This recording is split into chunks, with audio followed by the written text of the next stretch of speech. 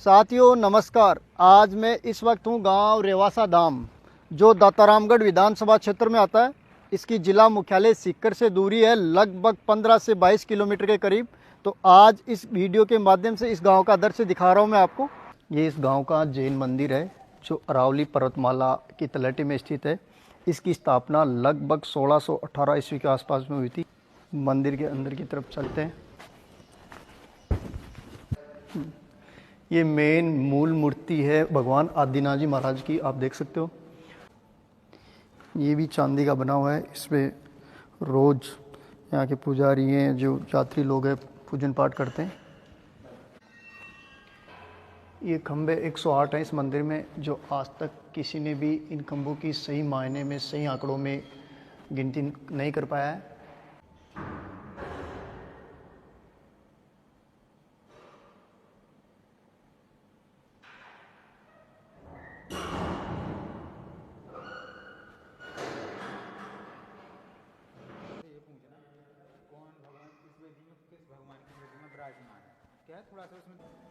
जब भूगर्भ से मूर्ति निकली उस समय ये रथ निकला था जो चांदी का है। आप देख सकते हो कितना सुंदर 800 साल पुराना रथ है।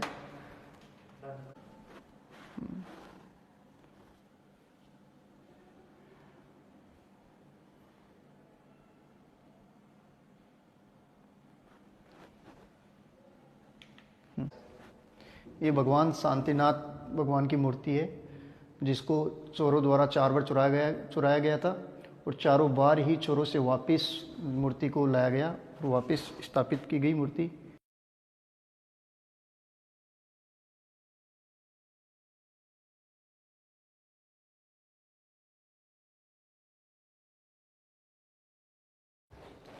ये परिक्रमा गैलरी है जो चारों तरफ मंदिर के परिक्रमा करते हैं भगत लोग।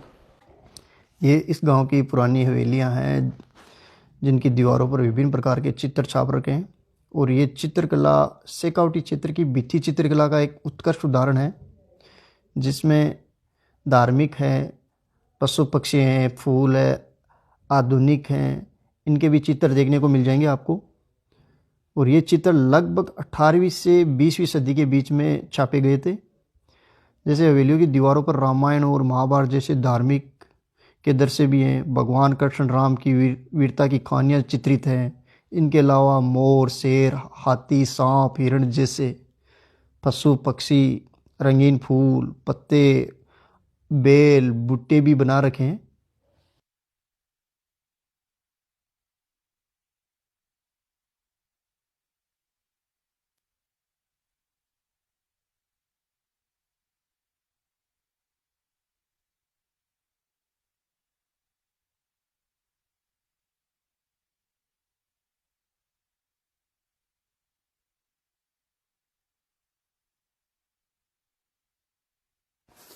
ये गांव की गलियां हैं।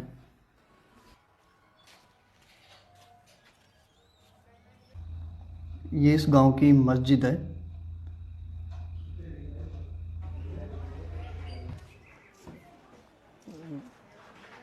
काफ़ी बड़ा इस गांव का बाजार है। गांव भी काफ़ी बड़ा है, आप देख सकते।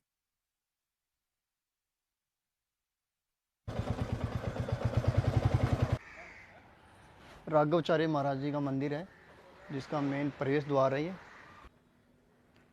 रेवासा धाम में। मंदिर परिसर में महाराज जी हैं और कुछ भगत लोग हैं, तो आज इनसे जानते हैं मंदिर के बारे में। जय श्री राम। जय श्री राम। कहाँ से हो? हम बावड़ी से आए हैं। अच्छा जी, आप? बावड़ी से। अच्छा, आप? पलसाना से। आप मंदिर में आके आपको कैसा लगा ये बताइए आप पहले तो। बस आनंद का अनुभव हो रहा है। अच्छा जी, कितने साल से आप मंदिर में आ रहे हो? नहीं, अब मैं तो पहली बार ही आ रहा हूँ। तो मंदिर के बारे में आपने क्या सुना? मैंने ये सुन रखा है कि इस मंदिर की स्थापना 16वीं शताब्दी में हुई थी। जी जी। और इसमें अगरदास जी महाराज का बहुत बड़ा योगदान है। अग्रदेवाचार्य जी महाराज ने स्थापना की थी। हाँ जी। और इस मंदिर का जो श्री राम जी का जानकीनाथ जी के रूप में जो स्वरूप है ना, जी जी, उसका ये मंदिर है। इसको जानकीनाथ जी बड़ा मंदिर भी बोलते हैं। और अभी जो है इनके पीठाधीश्वर है वो राजेंद्र दास जी महाराज हैं जो अपने मलुक पीठाधीश्वर भी हैं। तो उनकी वजह से इस मंदिर की ख्याति और पूरे देश में बढ़ रही है। यहाँ के पुजारियों का कहना है इस पीठ की स्थापना अग्रदेवाचार्य महाराज जी के द्वारा की गई थी 1600 ईस्वी में। और ये पीठ जयपुर जी की जो गलता जी पीठ है उसके बाद की सेकंड पीठ सबसे बड़ी पीठ मानी जाती है। और ये वैष्णव सांप्रदायिक समाज से संबंध रखने वाली पीठ है। उत्तर भारत की जानी मानी मतलब बड़ी पीठों में इसका नाम आता है, बड़ी पीठों में इसकी गिनती होती है। ये ठाकुर जी महाराज का मंदिर है। दीपावली के दिन इसके पट बंद है, शाम को 4 बजे इसके पट खुलेंगे।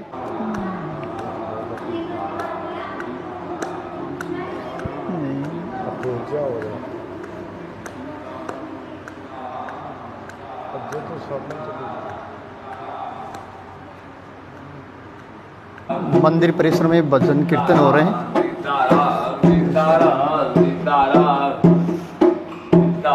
दीपावली की तैयारी चल रही है मंदिर में। बच्चे हैं, दीपक साफ कर रहे हैं। क्या नाम है तुम्हारा? मोहित। तुम्हारा? अंजलि। सच में लेके जाओगे इनको? वहीं जलाओ तो शाम को लेके जाएंगे। शाम को जलाओगे 5 बजे छतों में 5 बजे? रखेंगे, फिर इसमें वो डालेंगे कपूर और वो काला काला सब अच्छा, कपूर डाल के फिर जलाओगे इनको? अच्छा कपूर और भी कुछ डालेंगे। अच्छा अच्छा। ये राघवाचार्य महाराज जी की गद्दी है इस पीठ की।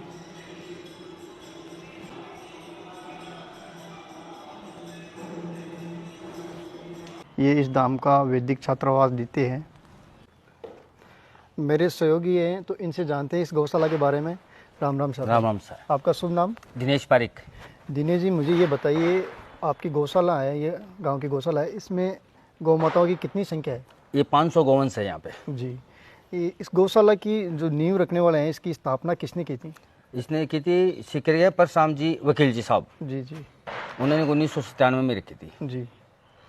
तो गौशाला में सुख सुविधा की बात करें तो एक तो गवर्नमेंट की तरफ से आता है, यहाँ के ये गांव के बामासा हैं उनकी तरफ से आता है, मतलब यहाँ जो चारा है और भी चीज़ें। गौशाला का एक ट्रस्ट है जिससे दानदाताओं को पैसे लाया जाता है जी। और सरकार का सहयोग भी मिलता है। ये गौशाला का अंदर का दृश्य है जिसमें काफ़ी संख्या में गौ माताएं हैं, देख सकते हो आप। गौशाला में गायों के मूत्र से और गोबर से कुछ प्रोडक्ट भी बनाए जाते हैं दवाइयों के। तो इनसे दिनेश जी से जानते हैं क्या क्या प्रोडक्ट हैं। दिनेश जी, क्या क्या प्रोडक्ट बनाते हो आप? ये पंचगव्य औषधि है जी। ये अपना गोमय शैम्पू है जी। जिससे एलर्जी, रूसी और खुरा अच्छी ठीक होता है। जी। और अपने एक दर्दनाशक तेल है जो जोड़ों में दर्द होता है उसके लिए है। जी। एक काला दंत मंजन है जी। जो पायरिया हो जाता है दांतों में उसके लिए है। जी। एक गौमूत्र अर्क है जो कैंसर में रामबाण का काम करता है। जी।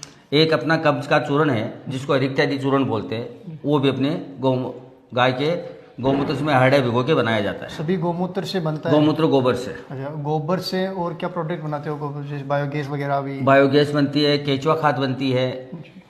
गौमूत्र से और गोबर से तैयार करने वाली दवाइयाँ हैं ये बायोगैस संयंत्र है। सप्त गौ माता मंदिर है ये गौ माता के गोबर से जैविक खाद तैयार होता है। तो इस खाद को कैसे तैयार करते हो आप? ये खाद को पहले गौ माता के गोबर को 15 दिन ठंडा कर लेते हैं जी। ठंडा करके यहाँ ढेरी लगा देते हैं जी। इसके अंदर केचुआ छोड़ देते हैं। उसके 15 दिन में प्रोसेस चालू होता है, उसको छान लेते हैं, जी। फिर ये नर्सरी में चला जाता है। ये जो आसपास में हाँ, जितने जैसे बागान शिखर में हैं, श्यामबाग नर्सरी है, प्रताप नर्सरी, वहाँ जाता है अपना खाद। दिगंबर जैन नसिया जी रेवासा धाम। नसिया रेवासा में श्री चंद्र प्रभु भगवान का मंदिर है।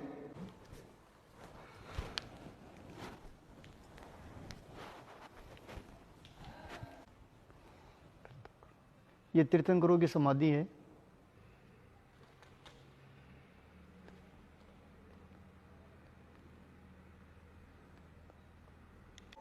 पार्श्वनाथ भगवान, शांतिनाथ भगवान। ये मान स्तंभ है नसिया रेवासा धाम में। ये रेवासा धाम की उदासी बाबा धोनी है। तो आज पुजारी जी से जानते हैं इस धोनी के बारे में। जय श्री राम महाराज। जय श्री राम। कितनी साल पुरानी धोनी है साहब? यह पुरानी है 600 साल के लगभग। 600 साल पे गांव की स्थापना होगी। 20 पहले की है कि बाद? हाँ, उसके पहले की है। पहले क्या विशेषता है धोनी की? यहाँ धोनी की व्यवस्था है। यहाँ 7 गांवों में ओलावृष्टि नहीं होती है।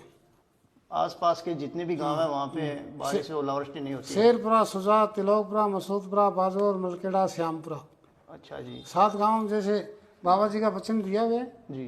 भी ओला पड़े तो शंख बजाना पड़ता है। अच्छा जी। शंख बाजार बंद हो जाएगा 7 गांव में। अच्छा जी। एक जैसे गांव में कोई रोग आता है गाय भैंसों में, जी गलघटू रोग आता है, जी तो उसका मतलब हम इलाज करते हैं जी। 500 साल से। जैसे पहले मेरा गुरु करता था, अब मैं करूँ, मैं मेरे चेलों को सिखा जाऊंगा।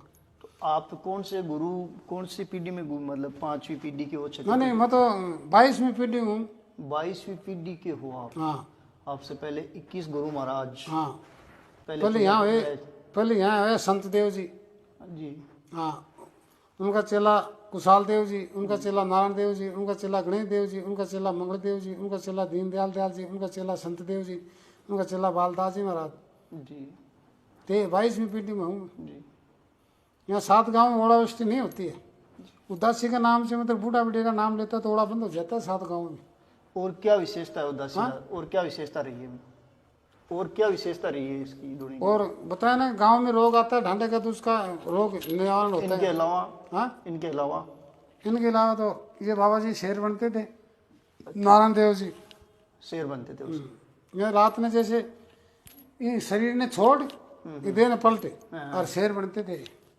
अच्छा, शेर को रूप ले लेता। हाँ, शेर को रूप बोले। ये जंगल में गए तो नारा देखो भाग गया बाबा जी, शेर को जो लिया, बोला मेरे नारे को क्यों भगाया, आ जाए इधर। अच्छा, जंगल में गया तो वह बोला मेरा नारायण क्यों भगाया, शेर ने लिया, शेर की सवारी कर ली। देखो मतलब शेर दिखा ना, जब नारा भाग गया, जब बाबा जी बोले भाई मेरा नारा भाग गया, चाल तुम जब कान पकड़ रहे हैं ना, ये बाबा जी शेर खुद बनता। एक यहाँ पक्का मकान नहीं हो सकता, बाबा जी का वरदान दिया, माँ झोपड़ी की फोटो ले। हाँ, ये इसके ऊपर झोपा बांधते हम, पक्की फट्टी नहीं ला सकते, पक्का निर्माण नहीं ना कर ना ना, पक्का निर्माण इसके ऊपर नहीं होगा। पक्का निर्माण बाबा जी का वचन दिया हुआ है। वचन, हाँ। इसमें अखंड अग्नि रहती है, अखंड रहती हाँ, है। कभी बुझती नहीं। अच्छा। दूणी का अंदर का दृश्य है जिसमें जितने भी संत रहे उनकी प्रतिमा लगी हुई है।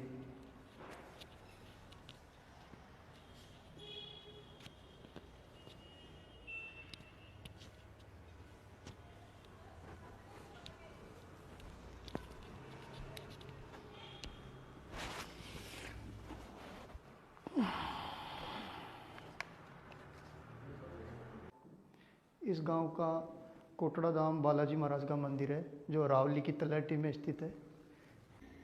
ये रेवासा धाम का बालाजी के मंदिर परिसर से ऊपर से दृश्य लिया गया है।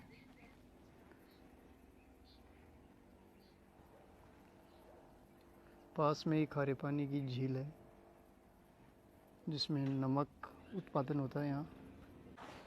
तो महाराज जी से पूछते हैं कोटड़ा धाम बालाजी के बारे में, कितनी साल पुराना मंदिर है ये। जय श्री राम महाराज। जय श्री राम। तो आपनो मंदिर कितनी साल पुरानो है?